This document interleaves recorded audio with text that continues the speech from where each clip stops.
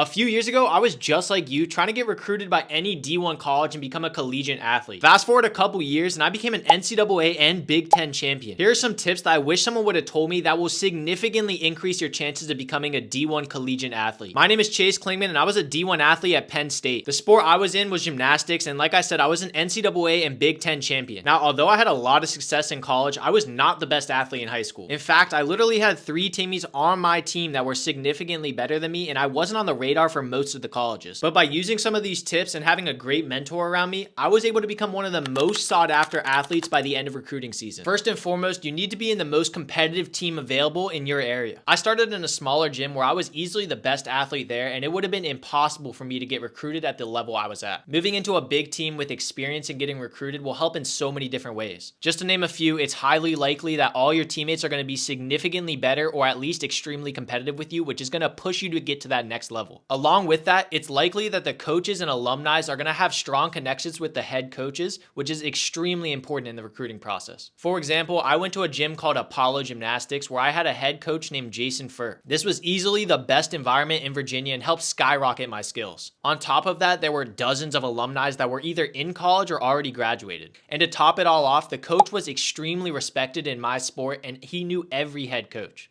Just to summarize, being in the best team available that you can reach is essential. It's going to allow you to improve your skill and actually reach that level of getting recruited. You're going to have great connections, whether it's with the alumni or the head coach. And you're going to have teammates that are also trying to get recruited so you can struggle and learn together. Another thing I forgot to mention, if you're on a strong team, it's likely that you're going to be going to the hardest, best competitions. This is where a lot of the assistant and head coaches are to seek out new talent for the years to come. Now, the next tip I have is once you start getting into your junior, senior year, you need to start looking into camps. These camps are going to allow you to showcase the skills that you have and get the coaches interested. Now, while you're at these camps, it's very important to try and at least have a conversation with the assistant and head coaches once. I know sometimes it's stressful to go up to the head coach and start a conversation, but look at it as just a conversation. Don't look at it as some transaction where you're trying to get something from the head coach. Just ask them how their day was or whatever it is. You don't have to suck up to them or anything. It's just important that you can have a good conversation with them and they'll look at you in a positive light. On top of that, just having a few words with them is going to help them remember who you are in the future.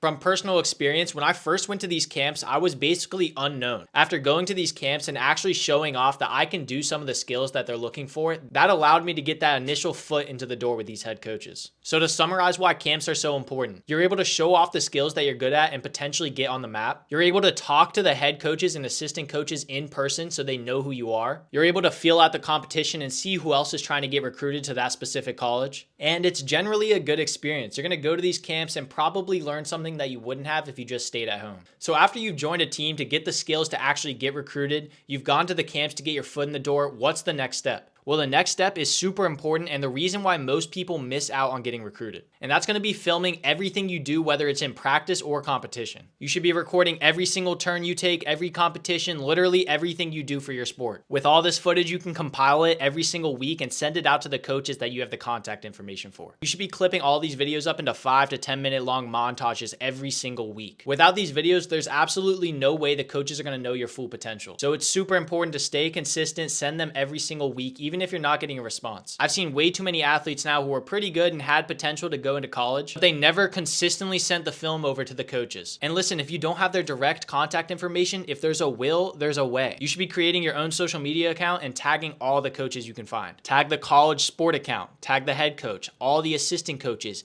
the health trainer, literally anybody you can find. And by the way, these are coaches at a very high level college. It's highly likely that their emails are accessible somewhere. So send them an email. Even if they don't respond the first or second time, you should still be sending them an email with all the videos that you have, any information about you, etc., etc. So in summary, filming is probably the most essential part that everybody misses out on. This is going to help you go from being an unknown athlete to potentially topping their list. Film is going to allow you to grab attention of these coaches on social media, show the skills that you have, show the progression you're making as you continue to send it, an easy way to consistently stay in contact with the coaches and help you stand out in the competition. Some general tips for videoing: try and get a good angle, but it doesn't really matter. It can be a 10-second short clip. It can be a 5-minute long montage. Like I said, it doesn't really matter. Most important thing is the consistency. And by the way, even if you're already in the process of getting recruited by one of these colleges, continue to send videos because it will increase your scholarship if you keep improving. Don't be afraid to get creative with these clips as well to really show off your strengths. All right. right, so you're in a great team, you've gone to the camps, you send film consistently. What's next now? Well, hopefully throughout these steps, you've started to get the email contact information for the head coaches. This is where you're going to start to build a genuine connection with them so they know exactly who you are. Now, this is your first impression and they don't really know who you are as a person, so it's important to be as respectful as possible. Here's a basic protocol to follow when you're doing an intro email. It should be short and to the point. It should include your best highlight reels. Provide all your sports statistics, whether it's placing in competitions or whatever your sport requires. And then you also want to provide your school information like your GPA, etc. Speaking of GPA, let's talk about school grades and how important it is. Now, this generally depends on your school and sport that you're going into, but the general baseline is that grades are extremely important. I've seen plenty of D1 athletes that were relatively mediocre, but because they had such high GPAs and SAT scores, they were let in.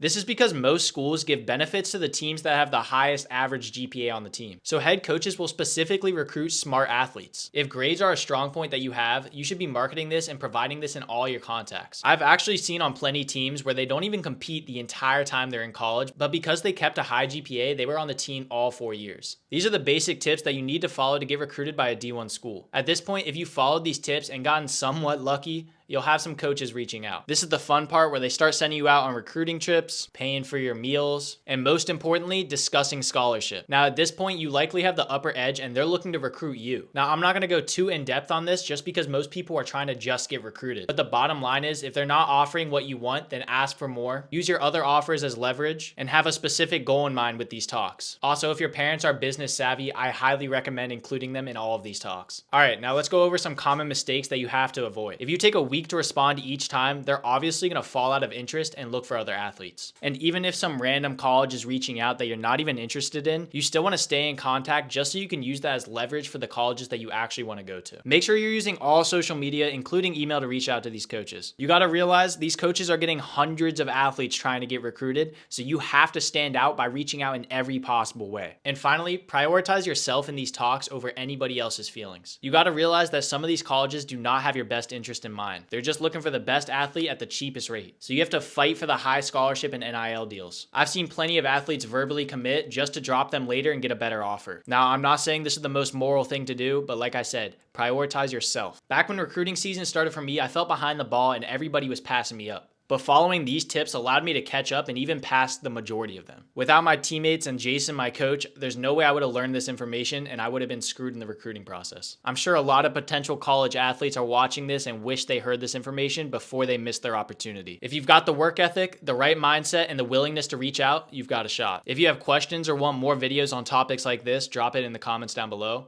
Also, if you want specific one-on-one help on the recruiting process, you can book a call with me down below. Check out my brand, Klingman Fitness, to stay healthy anytime, anywhere, and stay uncomfortable.